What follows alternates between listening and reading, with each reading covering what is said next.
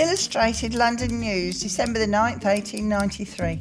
The Old Lamont murder trial in Scotland. The trial that's to begin on Tuesday next of Alfred John Monson for the attempted and for the actual murder of Windsor Dudley Cecil Hambrough will certainly be one of the celebrated criminal cases of the century. It possesses almost every possible element of interest. On the 10th of August 1893, Cecil Hambrough was killed in a shooting incident. Alfred John Monson was arrested shortly afterwards and indicted on a murder charge, along with another man known as Scott, although he went by several names. Scott disappeared and a warrant was issued for his arrest. Meanwhile, the investigation continued into the curious relationship between Monson and Hambrough, the victim.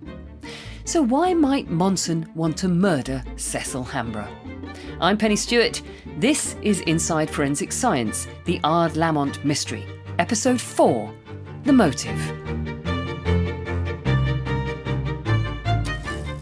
The dead man, boy one might almost say, since he would not have come of age till next year, was one to whom nature and fortune were lavish. It hardly seems over-fanciful to suggest that destiny was severe to him in order to correct their prodigality. He was a tall, strong, well-built youth, over 6 feet in height, whose face had beauty of the Saxon type, straight, firm features, blue eyes with a charming individuality from their dark lashes, and a broad forehead crowned with golden hair. The victim, 20-year-old Cecil Hambrough, came from a supposedly moneyed and well-connected family. They had properties in Northamptonshire and on the Isle of Wight. The Hambroughs had been wealthy, particularly Cecil's great-grandfather. But Cecil's dad, Major Hambrough, had squandered his money, and the family was effectively broke, although still living the life of the gentry on borrowed money, including young Cecil. He was full of gaiety and popular everywhere. He rejoiced in every form of manly sport and was intensely fond of his horses and dog. Young Hambrough was of such stuff as splendid soldiers are made on, and his parents chose for him a military career. And with that military career in mind, Major Hambrough, Cecil's dad, went in search of a tutor for him, which is where Monson comes into the story. I first became acquainted with Alfred John Monson in May or June 1890. I was introduced to him by Mr. Tottenham. At that time, my son Cecil would be about 17 years of age. He was introduced to me as an army tutor. At that time, I was in financial difficulties. The introduction to Monson was made with a view to my son going to him to be trained for the army. I heard that Monson had been successful as an army tutor, and he showed me some testimonials which I thought were satisfactory. I did not know any of the men he had coached, and I made inquiries as regards his family.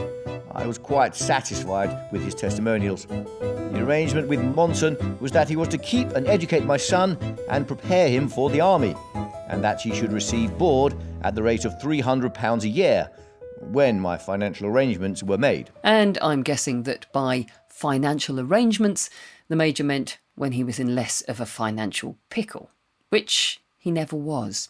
So it's worth noting that Monson never got a penny. Nonetheless, off Hambrough Jr. goes to live with Monson and his family. In the newspaper reports, Cecil is described as guileless for his age and a simple-minded lad. Whether that's true or not, I've no idea, but he does seem to have been highly influenced by the Monsons. After young Hambrough came into the hands of Mr. Monson and his wife, whatever may be the rights or wrongs of the case, it is certain that serious troubles began. The influence of the tutor and Mrs. Monson prevailed against that of the lad's parents, and he grew sadly estranged from them and visited them but rarely. Moreover, he became very extravagant, and money had to be raised for him, or at least by him, in all possible and undesirable ways. I made a great effort to get my son to leave Monson and return to me. I found that Monson had undoubtedly acquired an influence over my son. I met Cecil occasionally and told him repeatedly of my desire that he should leave Monson and return to his family until I had other plans for him. I found Monson's influence operating against my advice to the boy. and had often great difficulty in getting him to meet me when I desired him to do so in London. The cause of all these concerns, 32-year-old Alfred John Monson, was pretty high-born in his own right. His mother was the Honourable Caroline Isabella Monckton, daughter of the 5th Viscount Galway, and his dad was the Reverend Thomas John Monson. Alfred graduated from Oxford University and made a good marriage to Agnes Maud Day in 1881. Despite this seemingly good background and Oxford education, Monson was in serious financial trouble. Whenever the creditors arrived, Monson and his wife had a habit of absconding. Plus, there was the small issue of an insurance fraud concerning a school Monson once owned going up in flames. In August 1892, a year before Hambrough met his death, Monson was declared bankrupt. According to the accountant dealing with the bankruptcy, Monson had just £0.50 in his bank account. So, we have two families, both bankrupt, both living beyond their means. In between them, we have young Cecil, who, on his 21st birthday, remember at his death he was only 20, is due to inherit a fortune, £200,000. In today's money, that would make him seriously wealthy, a multi-millionaire.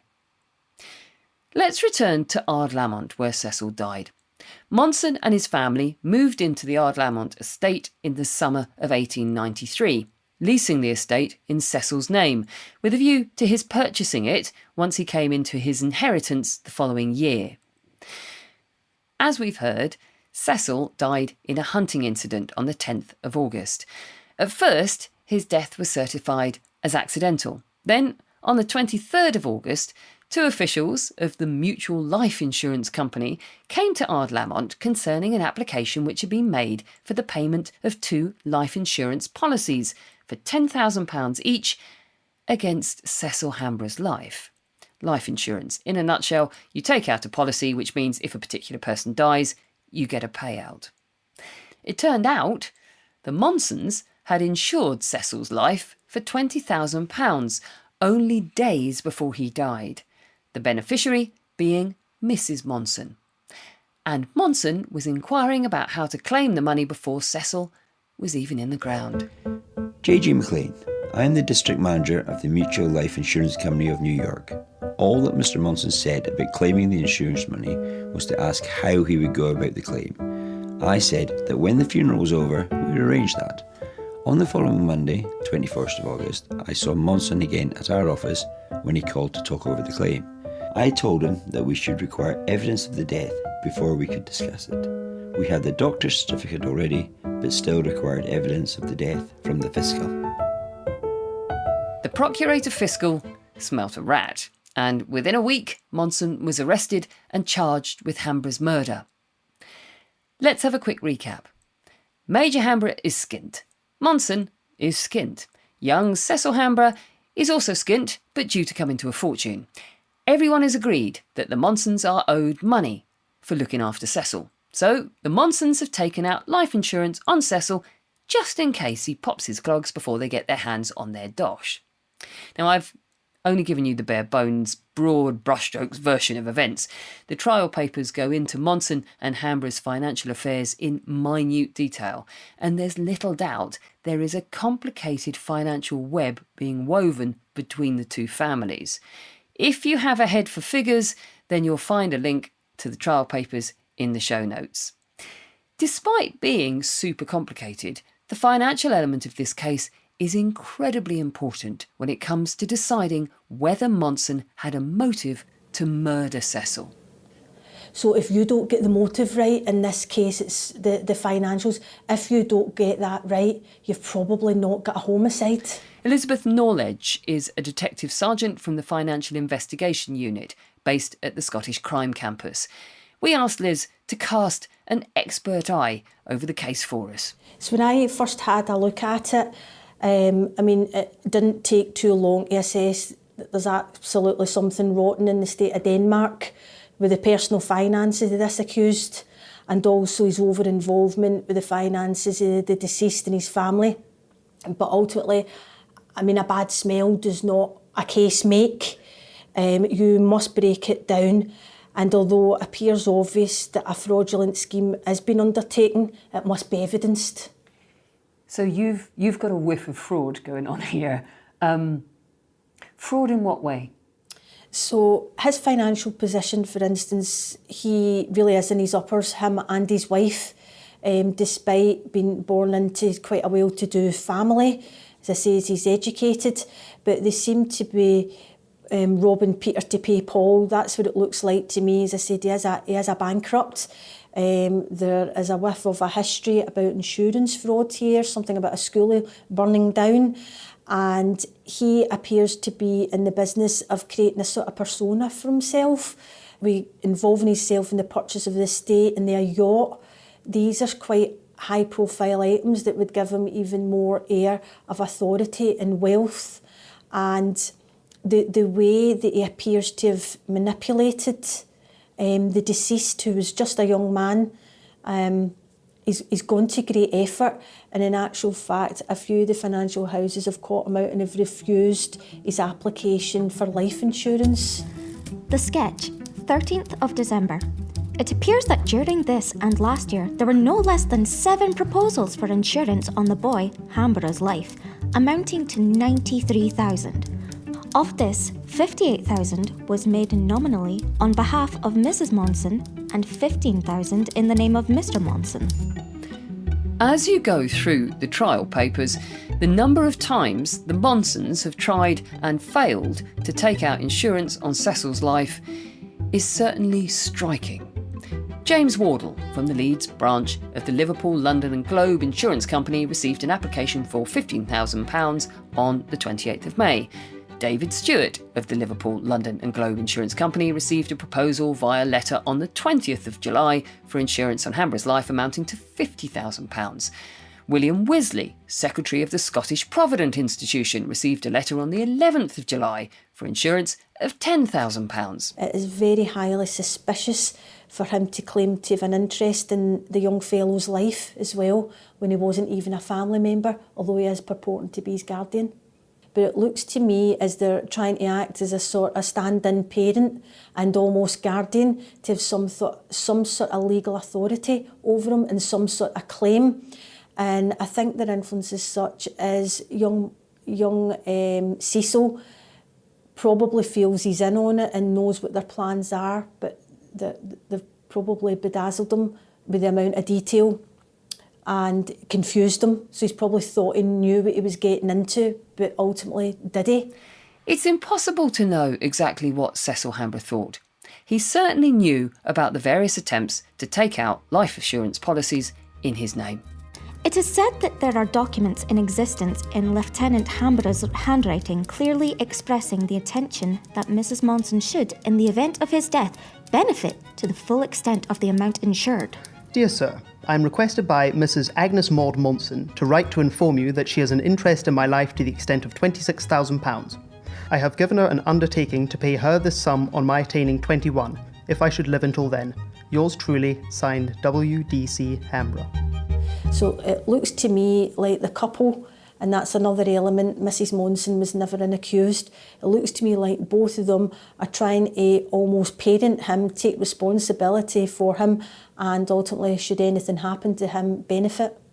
So they were trying to take out life assurance policies, or they did take out life assurance policies on his life. Yes. I found that quite odd. I mean, how easy is it just to take out a life assurance policy on somebody else? Well, it's not easy, and you wouldn't be able to do that today either. Again, similar, you would have to show the strong relationship and why you would have an interest. And you see him doing that. He tries and tries again, and he's using workarounds. And the story changes slightly each time, and the amount of cash changes each time. I think he realises he's pitched way too high in the beginning, and then the sum comes down and down and down, but the story slightly changes each time.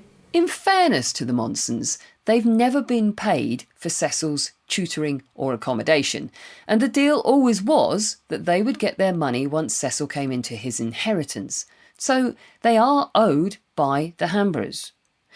Various witness accounts from the trial seem to suggest that Hambrough and Monson have a good and close relationship, and that Monson seemed genuinely upset by Hambrough's death. John Stephen. I often saw Mr. Hambrough and Monson together, and they seemed to be on the best of terms. When I returned to the house and saw Monson in the smoking room, he seemed to feel very vexed. I noticed that he was affected. He was crying. He seemed to be too distressed to give any particular directions about what should be done with the body. When I saw Monson in the smoking room after the death, he seemed very much excited and distressed. He was scarcely able to speak.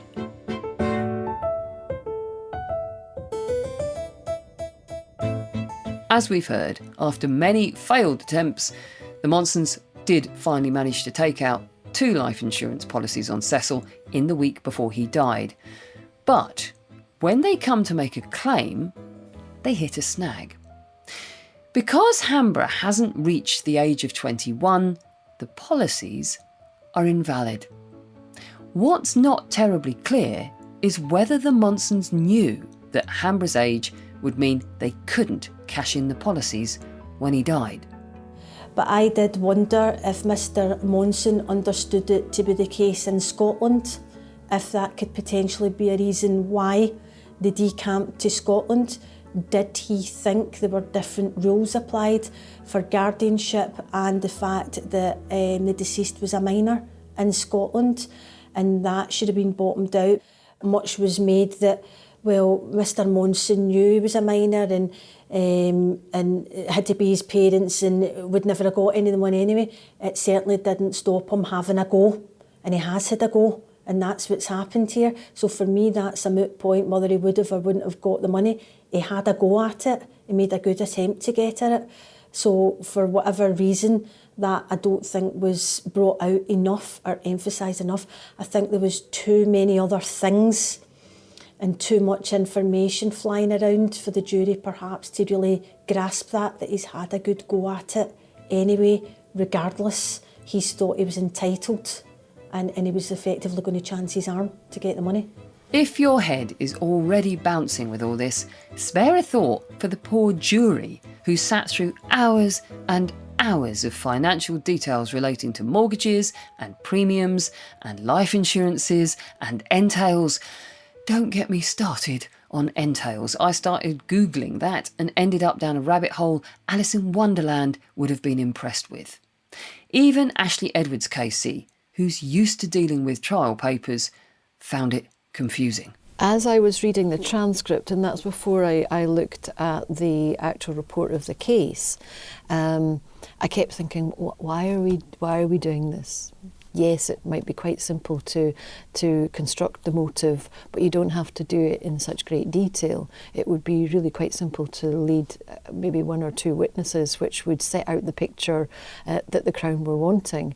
And I couldn't understand why the evidence went into such great detail about the entail and all the different stories about the insurance and all the different ways that they were going to raise money through the insurance. That was quite detailed, and I think that, again, that would be very difficult for the jury to follow. But I was also thinking, why is this admissible? Because some of it did seem to be a crime not charged. And that, of course, we're not allowed to lead evidence of a crime not charged. If we're going to lead evidence of a particular crime, then the accused must get notice of that, and it's usually included in the indictment. And here there wasn't that. There was simply 2 charges, one an attempted murder and one a murder.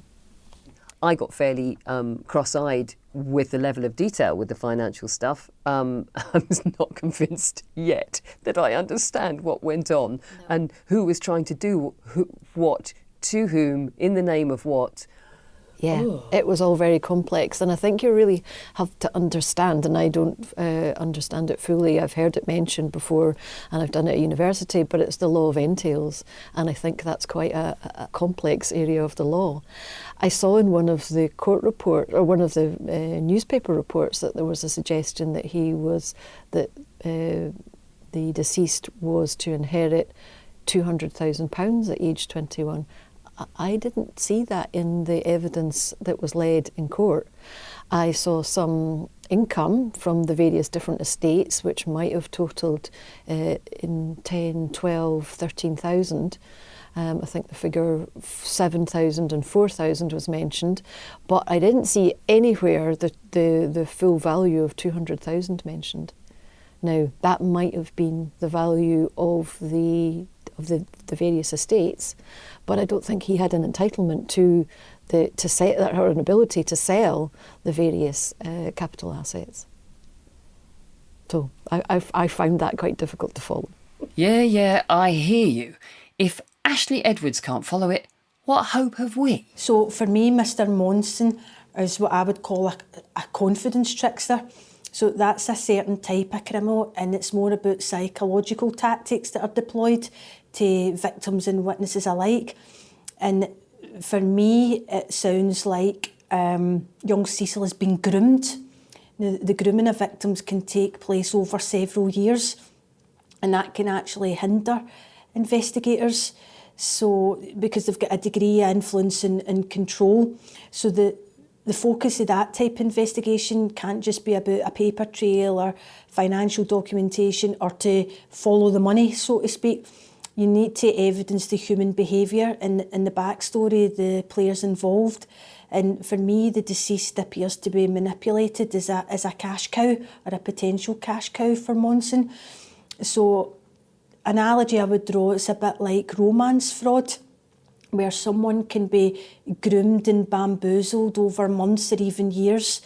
They're bombarded with messages, they're bombarded with sob stories about why the person in another country might need the money, and quite often it's something like plane tickets or a bank account frozen, and that was actually what sprung to my mind in this case, that young Cecil might have just been so taken in by Mr. Monson that actually to try and talk him out of it and make him understand, you're potentially going to be a victim of a serious crime here, might actually have been very, very difficult.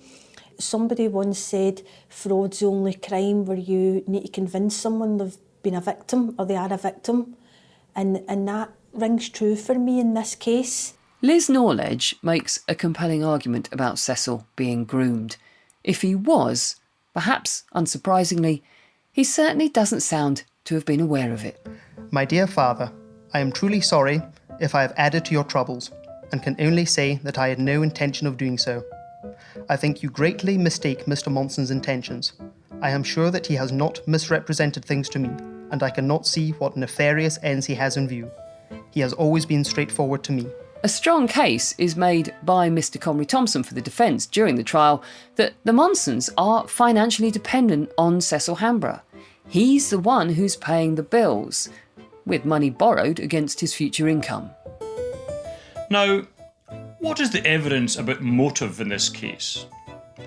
I admit at once that at times, and generally, Mr. Monson and his family were not well off, that they were reduced sometimes to straits which involve them in doing what is always indicative of impecuniousness, pawning ornaments and other small articles. You will notice as a fair and obvious observation arising from the state of matters that by killing Cecil Hambrough, Mr. Monson at once deprived himself of his only fixed source of income.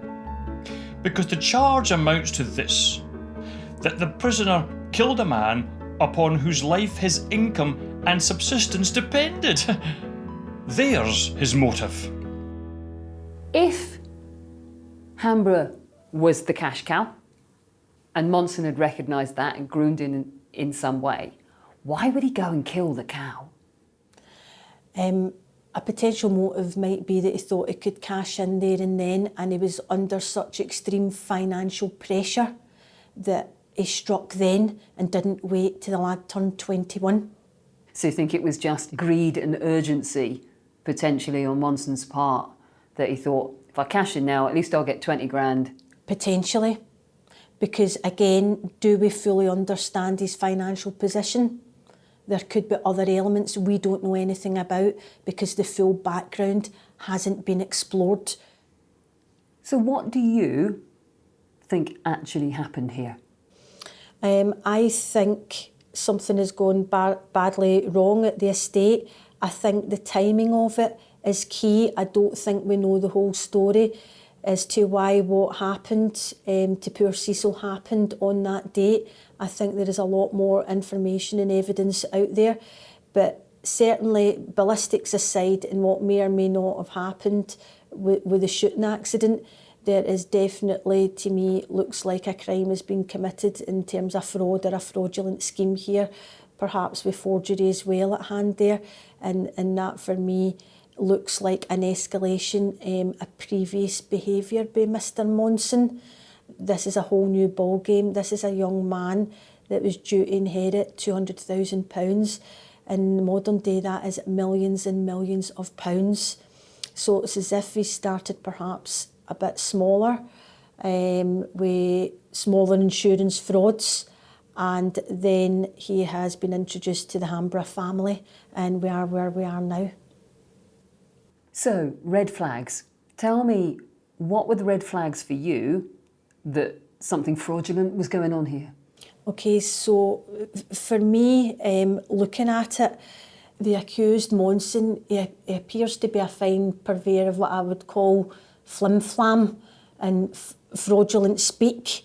He's clearly very educated. He's a graduate from Oxford University, so he is not a typical suspect. So he's clearly clever, and he clearly puts a great deal of effort and time into infiltrating this family and their finances. So really you've got to match that energy and effort that he's putting in, because if you don't, you'll fall behind, and I think that's what's happened with the prosecution in this case. If you think of it in terms, this appears to be his job. It's his bread and butter. He is doing this day in, day out and infiltrating this family. He's all over their finances, despite the fact he's penniless himself and a discharged bankrupt. He's all over their finances. His tentacles are far and wide as to get a grip. And you can tell by the amount of evidence presented at the case. So there's 241 productions presented in this case. The vast majority of them were documents and financial related documents. So he's been busy. So you would have to match that, and you'd have to leave no stone unturned. To my lay ear, I thought 241 productions sounded like a fair chunk of financial evidence. But Liz clearly thinks this case was rushed to court. So what time would it take to bring a case like this to court nowadays? It would take as long as it took, okay, till you get sufficiency of evidence. It is not unknown for complex fraud cases to take several years, depending on the amount of witnesses involved, the jurisdictions, the amount of accused. Cases that involve businesses or organisations do tend to take a bit longer. Cases that just involve perhaps one person for one embezzlement in a very, very small company could be a lot quicker, but there would still be a great deal of work would need doing before that. You would have to get warrants or production orders, and they take a long time. They're not easy to get, and a lot of research would have to be done and evidence gathering for warrants to be granted. So how would you go about all that? So what we do, it's really through a process of research and analysis. So there is a certain amount of information available to anyone. We call it open source, where you can go online, you can read news stories about people, you can research organisations such as Companies House. You could research property sales, for instance, as well. So there is a plethora of information online that you could research, but some of the background information is only accessible in certain cases. You need certain authority, either under the Data Protection Act or through warrantry or production orders in the case of money laundering. So it's not straightforward to just build a financial profile. There's many, many different elements to it, and you need to go through it methodically to basically build a rich picture how someone is financially and their associations.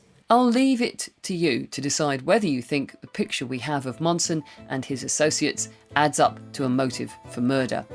But, as Mr. Conry Thompson points out, motive alone does not a murder make. While I grant there is a certain weight to be attached to motive, it does not take you very far. And if that is all that you have, it takes you no length whatsoever. So even if Monson did have a motive, that isn't proof that he did it.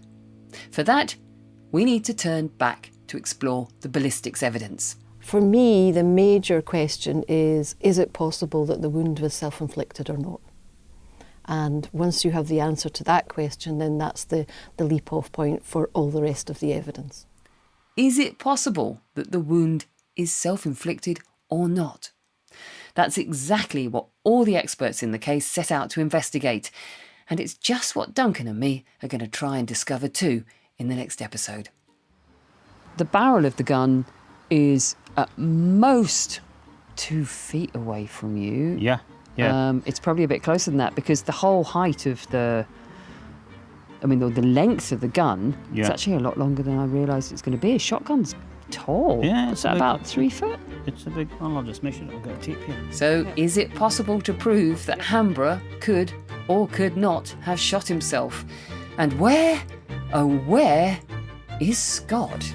The police are said to have ceased to search for the missing man Scott because they have ascertained that the mysterious individual who is not to be found was a woman in man's guise. This tale is only one of many wild guesses in connection with the mystery.